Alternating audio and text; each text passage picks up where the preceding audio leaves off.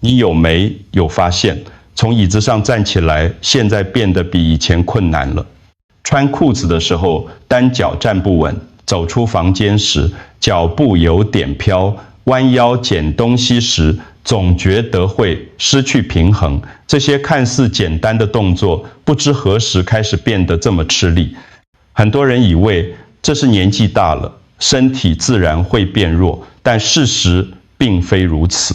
真正的问题不是年龄，而是我们失去了对身体的控制能力。我是林医师，在台北行医30多年，我见过成千上万的病患，其中大多数人都不知道，他们其实还有机会恢复。他们以为跌倒、站不稳，需要人搀扶，是老化的必然结果。但我要告诉你，这不是真的。如果你现在就把这支影片关掉，你可能也会错过重新站稳的机会，因为接下来我要分享的内容会颠覆你对老化的认知。跌倒对长辈来说，不只是身体的伤害，更可怕的是心理上的恐惧。我看过太多病人，跌了一次之后就不敢再走动，整天坐在家里。他们害怕再跌倒，害怕拖累子女，害怕失去独立生活的能力。这种恐惧比跌倒本身更可怕，因为当你不敢动，肌肉就会更快退化，然后你就真的站不起来了。这是一个恶性循环。但是如果我告诉你，你的身体还能重新训练呢？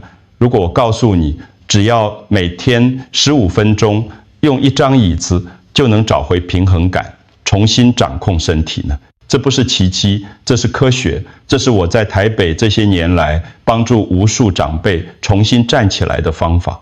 如果你不看完这支影片，你可能会永远认为身体变弱是因为老了，但真相不是这样的。你的肌肉、关节、神经系统都还在，它们只是需要被唤醒，需要被正确的训练。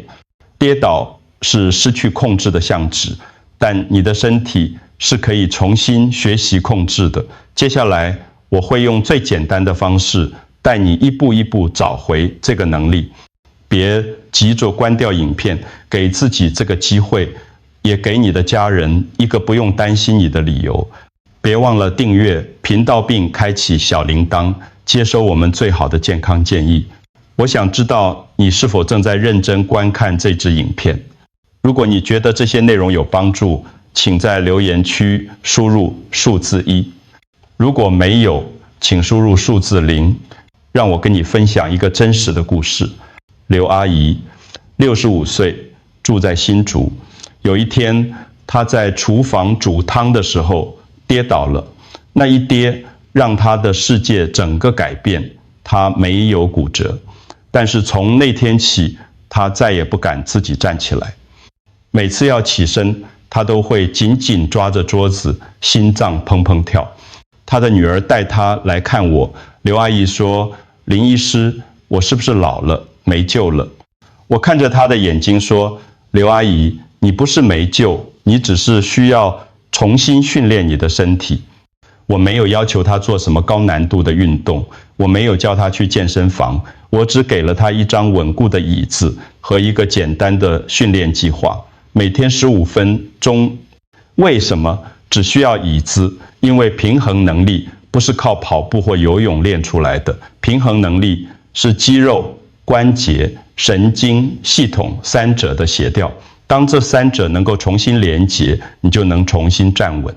很多人以为要恢复体力就要做很多运动，其实不是。对长辈来说，过度运动反而容易受伤。真正有效的方法是精准的训练，针对正确的肌肉群，用正确的方式慢慢唤醒他们。你不需要健身房，你不需要昂贵的器材，你只需要一张稳固的椅子和坚持下去的决心。接下来我会教你4个动作，这4个动作是我精心设计的，每一个动作都有它的目的，它们会帮助你强化大腿、脚踝、躯干和肩膀，这些部位是维持平衡最关键的4根支柱。这些动作很简单，但非常有效。你可能会想，这么简单，真的有用吗？相信我，简单并不代表没效果。很多时候，最简单的方法才是最好的方法。好，现在我们开始第一个动作，请你找一张稳固的椅子坐下来，让我们一起开始这段重新站起来的旅程。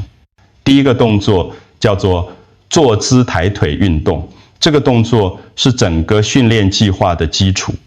先坐在椅子上，背部挺直，双脚平放在地上，双手可以轻轻扶着椅子的两侧，保持稳定。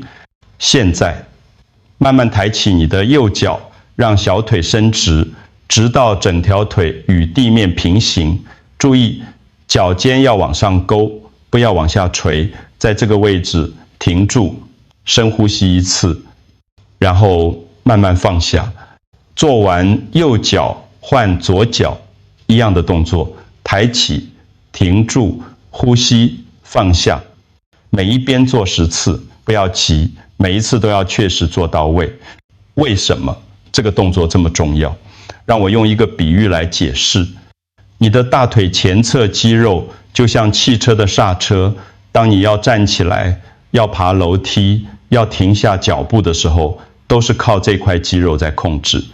如果这块肌肉无力，你就像开着一辆刹车坏掉的车，你想停，但停不住；你想站稳，但站不稳。很多长辈跌倒，不是因为路不平，而是因为大腿肌肉太弱，无法及时控制身体。想象一下，当你端着一碗热汤走到餐桌边，你需要稳稳地站着，把汤放在桌上。这个时候，如果你的大腿肌肉够强壮，你的双脚就不会发抖，你也不会担心汤会洒出来。或者，当你爬楼梯的时候，每一阶楼梯都需要大腿肌肉用力，把整个身体往上推。如果肌肉无力，你就会觉得爬楼梯很吃力，甚至需要扶着扶手才敢往上走。这个动作就是在训练这块肌肉，每一次抬腿，你都在唤醒它，让它重新记起它的工作。刘阿姨刚开始做的时候，腿只能抬起一点点。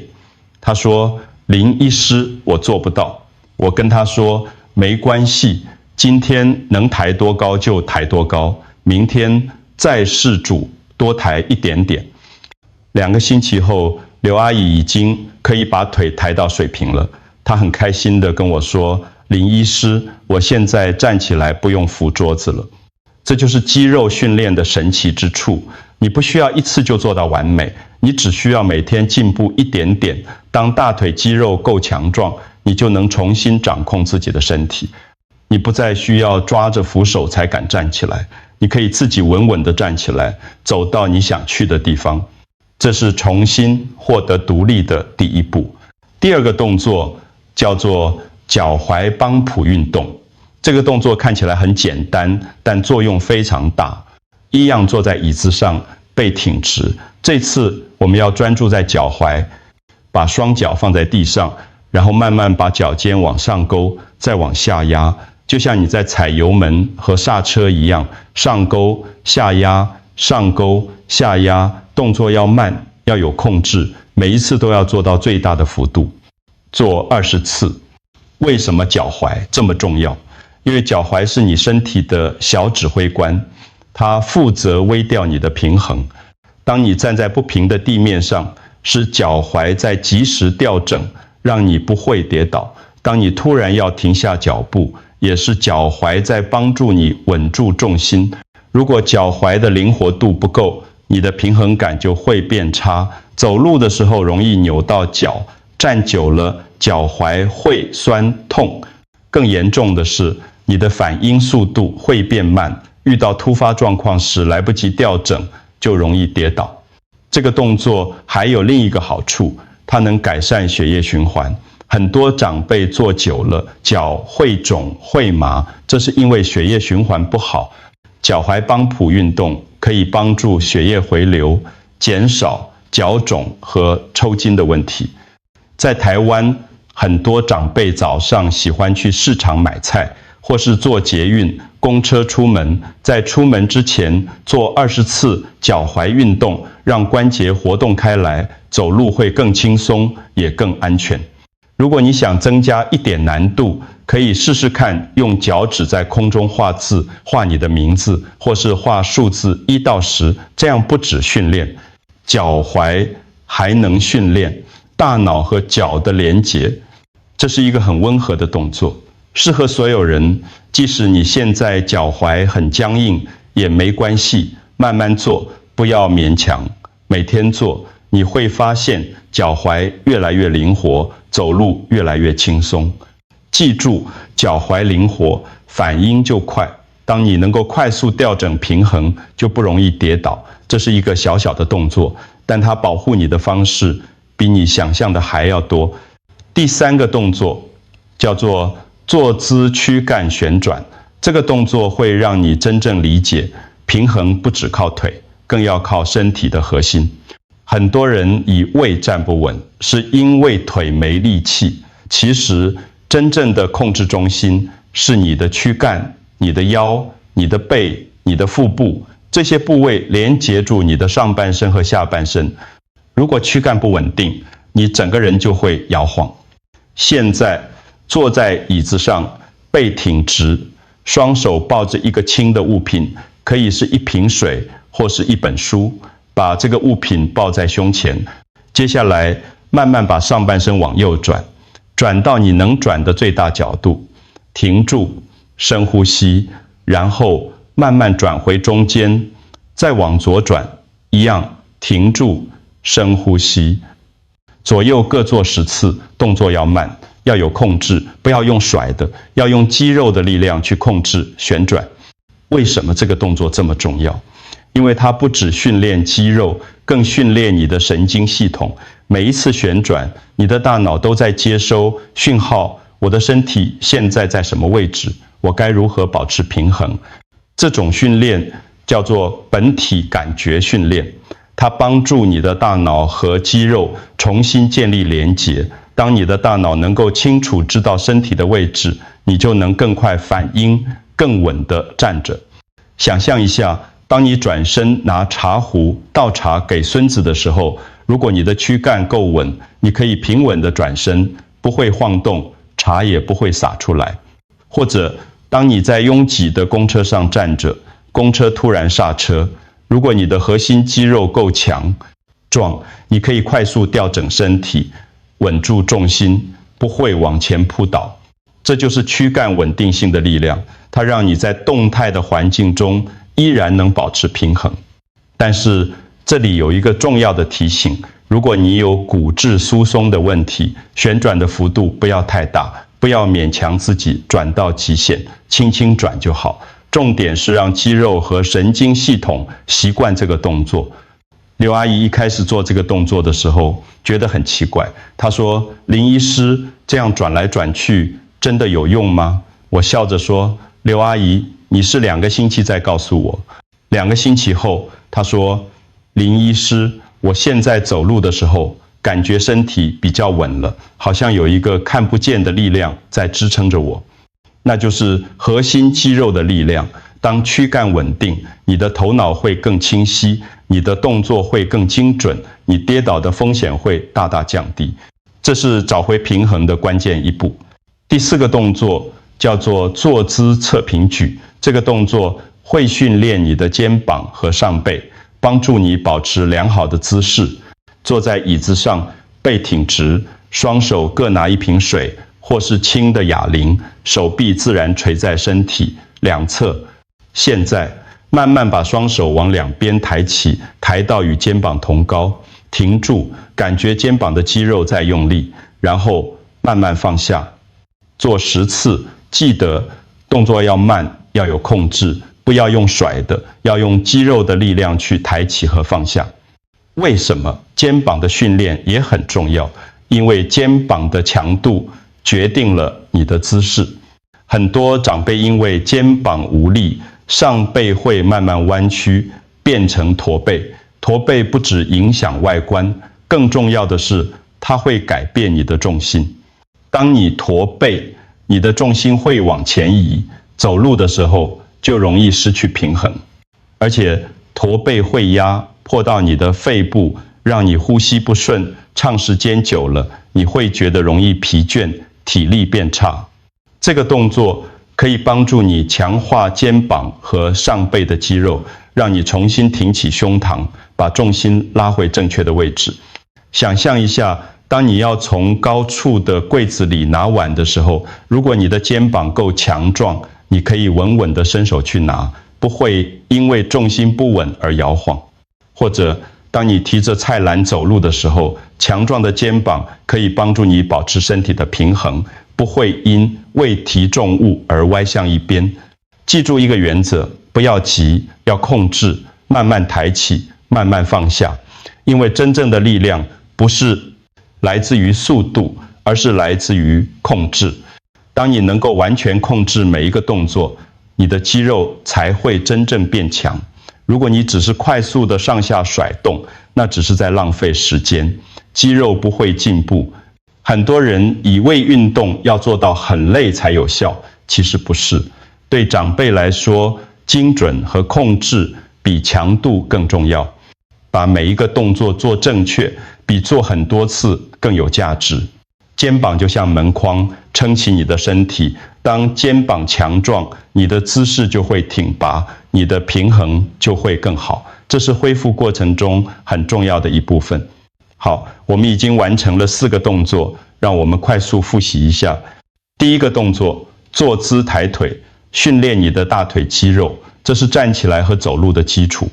第二个动作，脚踝帮浦运动，让你的脚踝更灵活，反应更快，保护你不跌倒。第3个动作，躯干旋转，训练你的核心和神经系统，让你在各种情况下都能保持平衡。第4个动作，侧平举，强化你的肩膀和姿势，让你的重心回到正确的位置。这4个动作就是4根支柱，腿、脚、踝、躯干、肩膀。当这4根支柱都稳固了，你就能重新站稳，重新掌握自己的身体。每天只需要15分钟，你不需要去健身房，不需要买昂贵的器材，你只需要一张稳固的椅子和坚持下去的决心。我想再跟你说一次刘阿姨的故事。3个星期后，刘阿姨不止不怕站起来了，她还敢自己去市场买菜。有一天，她甚至牵住孙子的手去公园散步。她的女儿打电话给我，哭着说：“林医师，谢谢你，我妈妈又回来了。”这不是奇迹，这是坚持的结果。你不需要做得完美，你只需要每天做。可能刚开始你会觉得很吃力，动作做不到位，没关系，重点不是你现在能做到多少，而是你每天都在进步。今天做的比昨天好一点，这就够了。记住，健康不只是为了你自己。当你能够站稳，能够自己照顾自己，你的家人就不用担心你。你的孙子看到你能够陪他们玩，他们会多开心。这是你能给家人最好的礼物。如果你觉得这一支影片有帮助，请分享给你最爱的人，可能是你的父母，可能是你的朋友。每一次分享就是帮助一个人不再害怕跌倒，不再失去独立生活的能力。我见过太多家庭因为长辈跌倒而整个改变。跌倒不只是身体的伤害，更是心理的创伤，但是这是可以预防的。从今天开始，每天15分钟，给自己一个机会，也给家人一份安心。不要小看这4个简单的动作，它们可能改变你的生活，让你重新站起来，重新走出去，重新过你想要的生活。健康不是只属于你一个人的，它是你送给全家人的礼物。让我们一起努力，从今天开始，让每一天都比昨天更稳健。祝你健康，祝你平安，我们下次见。